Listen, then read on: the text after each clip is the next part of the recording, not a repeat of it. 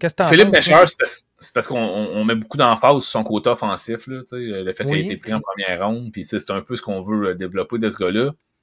En fait, c'est surtout qu'il n'y a pas tant les aptitudes pour devenir un bon joueur défensif non plus. My mind is playing games with things I can't believe. Fake news coming off my screen. Gold dust over everything.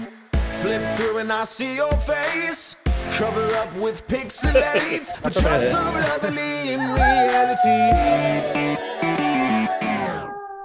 La gang, le trio parfait. La bonne bière, la bonne bouffe et un bon match. Je vous invite à aller vivre l'expérience de la zone hockey dans un 3 brasseurs près de chez vous. Hey, salut Julien, comment ça va? Ça va bien, ça va bien, ça. Une grosse semaine, là, mais écoute, tout est fait. Ouais, parlant de grosse semaine, on s'en va voir un match, pas ici, ou peut-être un peu, pas ici, mais en direct au Rocket. À la Place Belle. Ouais, ça va être bien le fun, ça. Puis c'est justement pour ça qu'on en parle, là, parce que ça fait un petit bout qu'on n'a pas parlé de ça. Hein? Ben oui, écoute, il faut forcer d'admettre un petit peu les horaires. Ils n'ont pas trop coïncidé dernièrement, mais là, on est là. On est là. Ben oui, puis en fait, moi, je trouvais ça bien approprié, après 40 matchs, de faire un petit peu un compte-rendu du Rocket puis des joueurs. Puis ma vraie question, là, Julien, c'est parce que ça reste une ligue de développement, là, on s'entend. Le Canadien va chercher principalement dans la Ligue américaine pour ses joueurs d'avenir. Puis on en a quelques-uns qui sont intéressants. Mais là-dessus, je pense qu'on peut déjà en éliminer quelques-uns. Oups, ça... Je l'ai. Il y en a quelques-uns hein, qui sont déjà out, là. En tout cas, de mon échiquier. Soit déjà à cause de l'âge, pour certains, malheureusement. Ouais. Pour d'autres, écoute, l'avenir va nous le dire, là, mais ça va être un chemin difficile et ardu là, pour certains de pouvoir se faire un chemin. Oui, puis tu sais, ceux qu'on peut pratiquement enlever, des Laurent Dauphin. Si on va chercher, tu sais, Lucas Condotta, je le trouve intéressant, mais j'ai pas l'impression qu'il y a un avenir avec Montréal. C'est plus un gars qui va venir si on a besoin parce qu'il pouvait être retourné, mais éventuellement, il ne pourra plus être retourné. Là. Ça va coûter... ça va falloir passer par le balotage. Mais tu sais, Vincent Arsenault, un certain Brandon Gignac, Alex Bocage, ces gars-là rendent de fiers services aux Canadiens, au Rocket, mais j'ai pas l'impression qu'ils sont dans l'échiquier. Défenseur William Trudeau, est-ce qu'il l'est encore? C'est un peu de ceux-là qu'on va se parler. Là.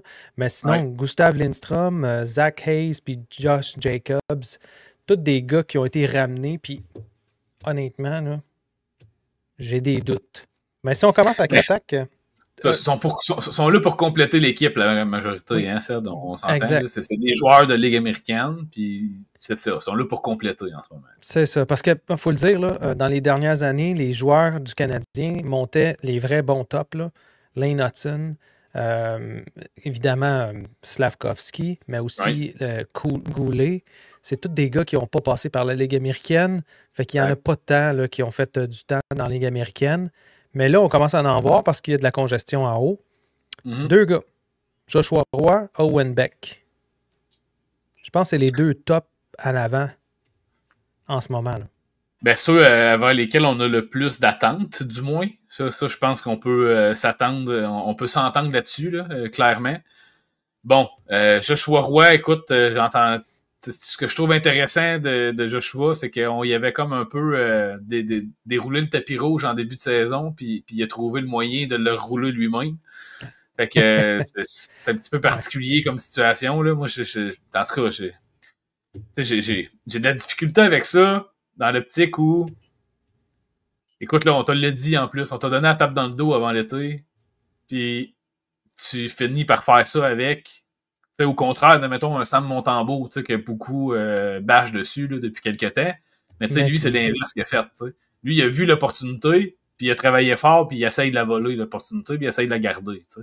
Bon, c'est pas facile à tous les soirs, mais bon, on s'entend qu'au moins, on voit le travail de son côté. T'sais. Ben oui. Puis un Heinemann aussi a fait un peu la même chose. Puis Exact. on avait un peu le même genre de discours l'année passée sur Heinemann qu'on disait qu'il aurait dû être dans la Ligue nationale, mais qu'il avait lui-même un peu là, jeté la serviette trop rapidement. Joshua Roy, dans le fond, ça fait partie de son processus de développement. Prend la courbe de Heinemann de l'année passée, mais on le ramène à cette année. C'est un peu le même genre de, de situation, là. Oui. Oui, puis écoute, même il est mieux de travailler fort d'ici la fin de la saison, puis durant l'été, s'il veut se tailler un poste avec l'équipe l'an prochain, ça risque d'être quand même difficile encore là, pour Joshua Roy. Il va falloir vraiment qu'il mette les bouchées doubles, là, si on peut dire. Oui, tout à fait.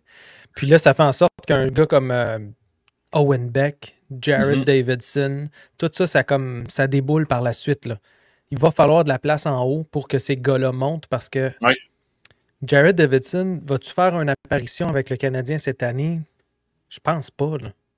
Non, mais c'est quand même surprenant, là, son parcours cette saison. Je pense que cette saison, enfin, il a atteint un peu les attentes qu'on avait de lui l'an passé. Même peut-être un peu mieux là, pour cette saison là, encore, là, mais c'est 14 buts, c'est quand même impressionnant. C'est le même nombre de buts que Joshua Roy, là, pour vous donner un exemple, là, en gros.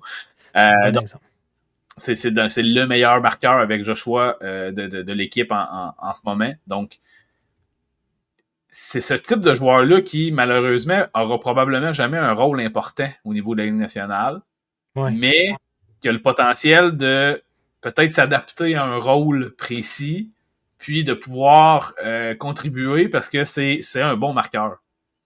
Ben non seulement ça, il élève son jeu pendant les séries, ce gars-là. Dans la Ligue, dans le junior, là, il a toujours eu plus qu'un point par match en série. Oui, puis écoute, je trouve ça vraiment le fun, en fait, là, qu'on parle de Joshua et de Jared Davidson, parce que c'est deux joueurs qui étaient quand même un peu comparés là, à leur arrivée là, au niveau au niveau du kit là, qu'ils ont à offrir. Sauf que Joshua peut-être plus playmaker, puis Jared Davidson peut-être plus sniper, là, si on compare un peu les deux joueurs, un petit peu plus en détail. Mais Owen Beck, là, pour ma part, c'est quand même lui qui a l'opportunité de frayer son chemin plus rapidement parce qu'il va remplir un rôle très précis avec l'équipe du Canadien. Puis là, selon les décisions que le Canadien va prendre d'ici la saison prochaine, ça pourrait y ouvrir une porte plus rapidement, même s'il n'est pas tout à fait près de ce qu'on a vu là, dernièrement, j'ai l'impression. Moi, j'ai l'impression que son star power, là, dans le fond, son aura en termes de joueur, il est déjà étiqueté troisième trio, il est déjà étiqueté gars fiable, évidemment à cause de ses mises en jeu. Ça fait en sorte que justement son rôle est prédéterminé. Et donc, si tu as un gars comme, disons, Jake Evans n'est pas re-signé, si tu as un gars comme Dvorak qui s'en va, ben automatiquement, ça laisse la place, comme tu dis, pour un Owen Beck versus un autre. Ce qui m'amène au deuxième palier de joueurs, là, les Florian Giaccai, les Luke Tuch. Donc, c'est deux gars similaires. Un qui est considéré comme un centre maintenant, qui n'a pas toujours été centre, jouait ailier aussi. Mais eux sont vraiment étiquetés quatrième trio là, de Ligue nationale. Est-ce que ça va leur aider pour la prochaine année qui s'en vient? Là? Ben, écoute, oui, d'une certaine façon. Moi, ce qui me rassure avec ces gars-là, quand tu regardes au niveau statistique, c'est qu'ils sont quand même au-dessus là, du négatif là, au niveau des plus et moins. Ça veut dire qu'ils font quand même le travail qu'ils ont à faire. C'est pas deux gros producteurs de points. Florian Giaccai a eu un gros match là, où je pense qu'il a fait 4 points là, dernièrement. Dernièrement. Il y a quelques semaines 4, déjà. 5 points, c'est ça. Fait que, ça a boosté sa fiche un petit peu, là, on se mentira pas. Sauf que c'est deux gars qui apportent des choses intéressantes. Luke Tuch plus mature physiquement que Florian, ce qui pourrait probablement le favoriser, là, j'ai l'impression, pour une audition au niveau de la Ligue nationale, peut-être plus rapidement de son côté, voir s'il est capable de mener gagner des batailles le long des rampes, il est capable de donner des services là, que justement là, type de service qu'on veut vraiment avoir sur une quatrième ligne en fait Ted, là, c'est vraiment un grind là, puis va chercher la rondelle puis pousse. J'ai pas l'impression que les deux vont être en mesure d'offrir quelque chose de plus que des rôles de quatrième ligne pour vrai, par contre là. Ça c'est sûr. Peut-être au cours d'une saison dans leur carrière, à leur pic, là, il y a une blessure en avant d'eux, puis ils se ramassent dans une bonne situation, puis ils ont du succès, là, ça pourrait arriver, parce que c'est quand même des gars qui ont quelque chose à offrir, là, pour vrai, Ced, là, je veux dire. Florian Giaccai, Excuse, Florian Jacquet, là, il est numéro 7 au niveau des minutes de pénalité. Oui. C'est un gars qui est capable d'offrir de la robustesse, qui est capable de se battre, de défendre ses joueurs. Ça marche toujours dans une chambre. C'est important d'avoir ces gars-là. Oui, définitivement. Puis là, justement, là, c'est si on réussit à garder Harbour, avoir le côté familial, puis là que les deux, ça crée une bonne synergie dans la chambre. Puis tu sais, il y a un effet d'entraînement là, bien intéressant qui peut se créer avec ces gars-là. Puis bon, écoute, moi j'ai juste hâte de les voir évoluer. On avait hâte de voir la saison. Pour moi, ça vient un peu confirmer leur potentiel, un peu confirmer leur talent. Il y a gros des gars l'année passée qui disaient que Luke Tuck avait pas sa place dans la Ligue nationale. Écoute, moi j'ai pris le temps de l'analyser pendant une semaine bien comme faut, puis moi j'étais convaincu qu'il a sa place dans la Ligue nationale, mais tu sais, bon, ça sera pas un rôle prédominant, là, on s'entend. Ben non, puis on s'est jamais caché de ça, là, Julien. Là, je pense que tu t'en rappelles, on se disait tout le temps, ça va être des joueurs qui auront un impact au niveau des séries parce qu'il va y avoir de la profondeur, mais ce ne sera jamais des gars qui vont être top 6 ou même top 9 potentiellement. Là. Les 3 gars, moi, en fait, que j'ai le plus de difficulté à penser à une ligue nationale, c'est Sean Farrell, Philippe Méchard et Riley Kidney. Puis je ne veux pas bâcher, je ne veux pas m'acharner sur ces joueurs-là, mais grosseur, grandeur, talent, pas talent, mais plutôt éthique de travail. Est-ce que ces 3 gars-là, je pense que Riley Kidney, c'est lui qui a le plus de chances à long terme de potentiellement percer. Philippe Méchard, j'ai de la misère. Je sais pas. Qu'est-ce que t'en Philippe Méchard, c'est parce qu'on met beaucoup d'emphase sur son côté offensif. Là, le fait qu'il a été pris en première ronde, puis c'est un peu ce qu'on veut développer de ce gars-là. En fait, c'est surtout qu'il n'y a pas tant les aptitudes pour devenir un bon joueur défensif non plus. C'est peut-être plus ça qui est inquiétant dans son cas pour ma part. Là. Écoute, depuis qu'il est revenu de sa blessure, on lui a donné beaucoup de chance. Puis c'est pas très payant pour l'instant. Sa saison, mais c'est ça, mais sa saison a très bien commencé. Puis depuis la blessure, là, et boy, que ça a été lent. C'est ça. Puis comme je dis, on lui a donné du temps de deuxième trio. Là, on le fait. Là. Écoute, c'est décevant un peu, là, on se mentira pas. Ouais. On va lui donner quand même jusqu'à l'année prochaine avant de démissionner totalement. Là. Mais honnêtement, je suis d'accord avec toi, Seb. Je me retrouve un peu avec Méchard où j'étais avec Farrell l'an passé. Ben, c'est un peu ça. Tu sais, Farrell, j'avais démissionné moi aussi l'année passée. Heinemann, j'avais pas démissionné l'année passée, mais là, Philippe Méchard, on dirait que j'ai déjà décroché par rapport à ce que je vois. Tu sais, je vois pas ce que Heinemann amenait des flashs. Il amenait des beaux flashs, puis tu voyais sa vitesse, tu voyais son jeu intelligent, malgré qu'il comptait pas, qu'il faisait pas de points. Philippe Méchard, quand il est pas là dans le match, là, je le vois nulle part. Je le vois pas. Fait que c'est pas normal pour un jeune qui est supposé avoir faim puis qui est supposé vouloir aller plus haut à l'échelon supérieur. En tout cas, j'ai de la misère. Riley Kidney, c'est peut-être le seul que je vois qui a comme l'éthique de travail, qui a l'air d'avoir un peu plus la drive de vouloir s'améliorer. Puis c'est sa première année aussi, là, un peu comme Philippe Méchard. C'est sa première année. Fait que moi, je laisse encore la chance au coureur à Riley Kidney. Je pense que c'est le seul dans les 3 qui a peut-être le plus de potentiel à s'améliorer et donc potentiellement avoir un rôle possible pour un rappel ou quoi que ce soit. Puis après ça, sky is the limit, là, dans le sens qu'on a vu ce que Evans a réussi à faire. On a vu ce qu'un Lekkonen a réussi à faire avec le temps. Je pense que c'est un peu ça, peut-être, qu'il faut donner de la chance à Kidney d'évoluer peut-être 2 ou 3 années dans la Ligue américaine avant de vraiment pouvoir dire, ben oui, non, c'est pas le genre de joueur qu'on a besoin ou quoi que ce soit. Là. Ah ouais, puis c'est ça. Là, je pense que c'est les types de joueurs là, qu'il faut qu'ils maturent au niveau de leur rôle, là, au niveau de la Ligue nationale. Là, donc, on s'entend, est-ce qu'un Philippe Méchard pourrait devenir un joueur de 3e trio puis participer à la 2e vague d'avantages numériques? Écoute, c'est pas impossible. Est-ce que c'est ça que tu veux? Je pense pas. Parce que je pense que sur un 3e trio, tu as besoin de joueurs un peu plus complets que lui, pareil, dans les 2 sens de la patinoire. Si tu veux donner une place d'un spécialiste d'avantages numériques à un 3e trio, c'est bien plus un Patrick Laine qui aurait sa place là, selon moi, que un vrai, le gars qui va vraiment produire en avantage numérique. Là, fait que même si te nuit un peu au niveau du 5 contre 5, là, justement, au niveau du 3e trio, tu as matière de mettre des joueurs plus responsables avec lui. Donc, ça peut te permettre de camoufler ces lacunes à 5 contre 5, puis de permettre justement à ton équipe de pouvoir quand même avoir beaucoup de succès en avantage numérique. Est-ce que Mesher pourrait remplir un rôle comme ça? Potentiellement, mais bon, c'est pas c'est pas ce que tu veux avoir là en ce moment. Ouais. On s'entend. Fait que si on résume les attaquants, là, le gars qui nous inspire le plus, Joshua Roy. Puis lui, il faut qu'il finisse top 9. Il n'a pas le choix. Il ne peut pas jouer sur une 4e ligne. Fait qu'il faut absolument qu'il soit plus constant. Puis je pense qu'il est capable de se débrouiller. Puis je pense qu'il est même capable d'alimenter des gars comme Demidov. Honnêtement, je pense qu'il a le talent pour faire ça. Maintenant, il faut qu'il soit constant. Tu sais. Oui, ben en fait, ce qu'on constate du côté de Joshua Roy, c'est qu'un peu comme on a discuté avec Noah là, pour notre autre épisode, mais je pense que c'est un peu... Il se fait traîner par les autres joueurs, dans le fond. Là. Il a besoin d'avoir un joueur avec lui qui va le traîner, puis il va pouvoir être performant, puis il va pouvoir lui donner la rondelle, puis l'alimenter. Donc, oui, si on est capable de le placer avec un Suzuki, si on est capable de le placer avec un Demidov, si on est capable de le placer avec des gars comme ça, Joshua a le potentiel d'être un très bon joueur, je pense. Mais est-ce que ça va être ça? Seul l'avenir va pouvoir nous le dire en ce moment. C'est tough. C'est tough. Puis là, si on va dans les défenseurs maintenant, parce que les défenseurs, on n'a que 2. En fait, on a 3 gars.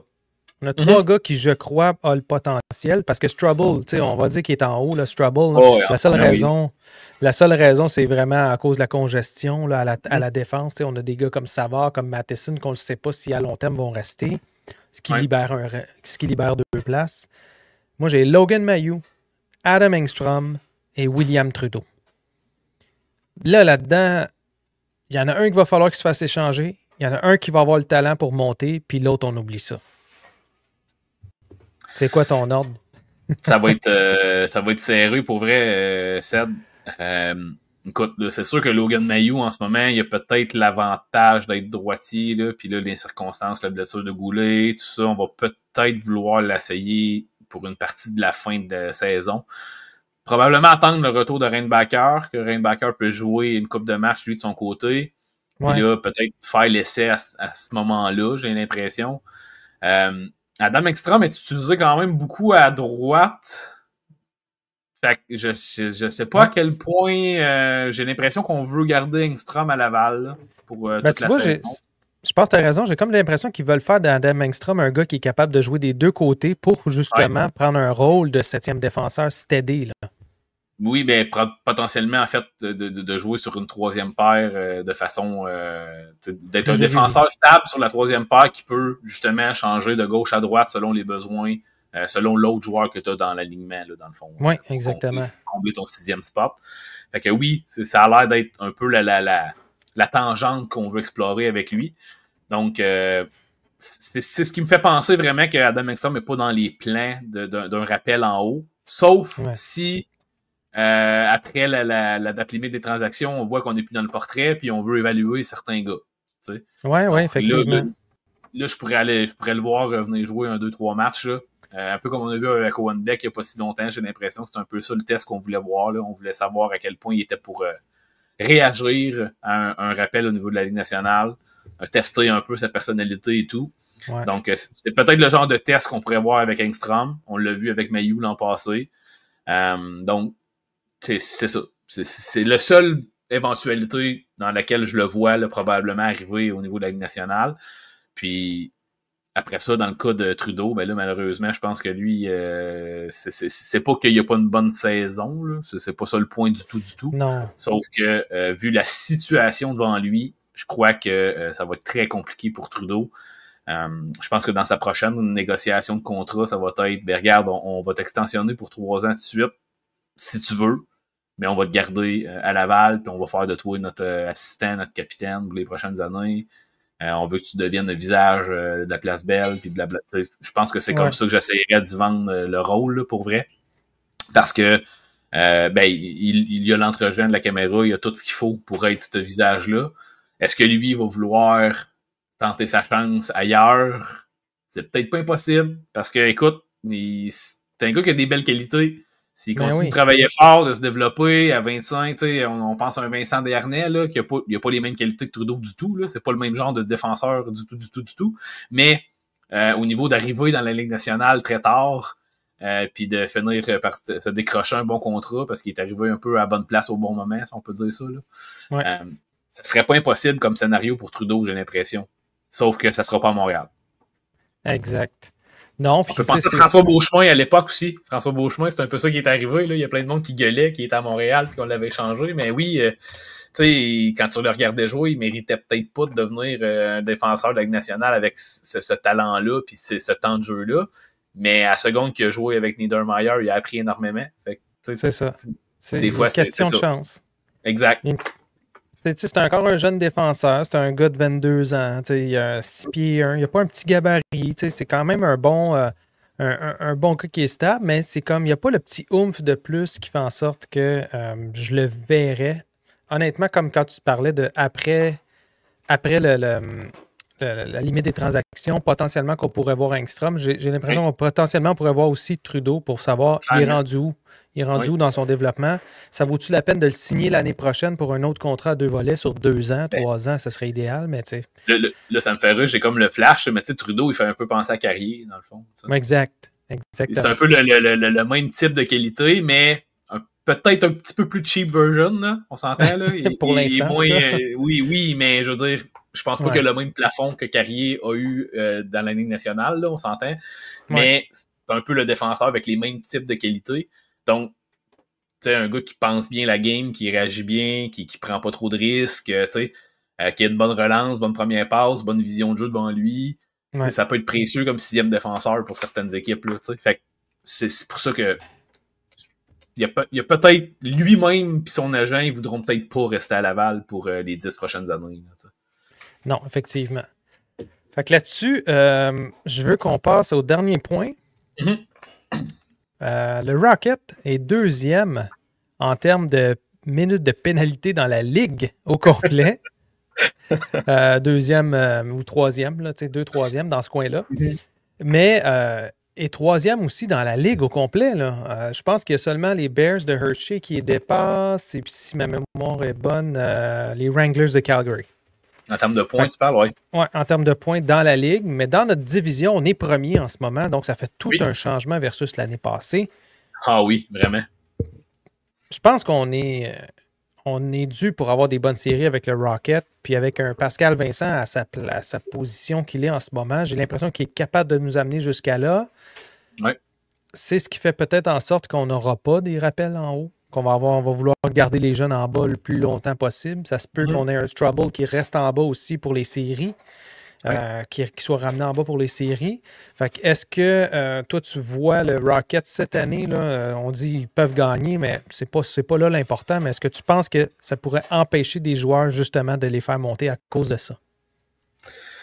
J'ai pas l'impression parce que justement là, je pense que le Rocket est en bonne voie là, pour s'assurer d'une place en série. Donc il faut juste qu'ils continuent de cette façon-là. En ce moment, ils sont en feu, plusieurs victoires là, depuis l'arrivée de Caden Primo, ça va bien. Bon ballon là, pour Caden depuis son retour. Donc c'est du moins encourageant pour ça.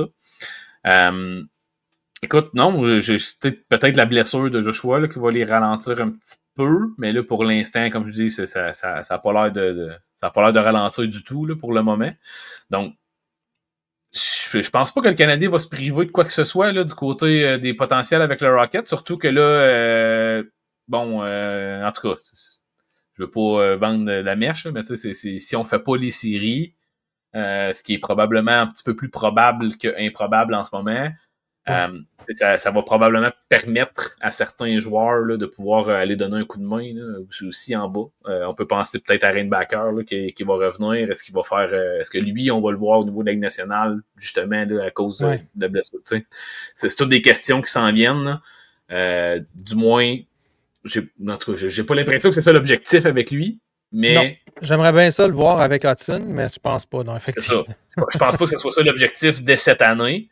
Sauf que en tout cas, j'ai hâte de voir là, justement là, les décisions qu'on va prendre, puis comment on va ficeler tout ça. Du moins, à partir de la date limite des transactions, on va pouvoir se fixer, je crois. Oui, tout à fait. Puis ça va être un des gros shows, en fait, prochains là, sur la chaîne de Frank, parce que ça va être un 24 heures, cette journée-là. En tout cas, jusqu'à preuve du contraire, je pense que c'est cette journée-là qui est ciblée pour faire ça. Puis pour faire un gros show, là, c'est sûr qu'on va être là, on va parler du Rocket, on va parler des joueurs en tant que tels. Mais ça se peut qu'il y ait des gars qui partent sous d'autres cieux en haut, qui vont libérer de l'espace, mais ça se peut aussi que rien bouge. Là. Fait que si rien bouge, à ce moment-là, on peut penser à que des gars comme Caden Primo vont faire une différence à Laval, que des gars comme Strubble pourraient être retournés à Laval vers la fin de l'année si tout le monde est en santé, etc. Fait que j'ai bien hâte de voir ce qui s'en vient, mais j'ai bien hâte de voir le match demain en personne pour voir nos maillots. Là, Joshua Roy, est-il encore blessé? Je crois que oui. Hein? Oui. Fait que ce sera pas... il me semble que oui. Là. On va regarder Méchard. C'est ça. Mais oui, on va pouvoir l'observer pour vrai. Après ça, pouvoir chialer pour vrai. Exactement. Fait que là-dessus, je pense qu'on va se laisser parce qu'on a une grosse journée devant nous qui s'en vient. Puis, merci, c'était bien le fun. On se revoit la semaine prochaine. On se revoit la semaine prochaine, puis on verra ce qui se passe avec le Rocket. Yes! Yeah. Merci la gang. Ciao. My mind is playing games with things I can't believe. Fake news coming off my screen. Gold dust over everything. Flip through and I see your face. Cover up with pixelates. But you're so lovely in reality.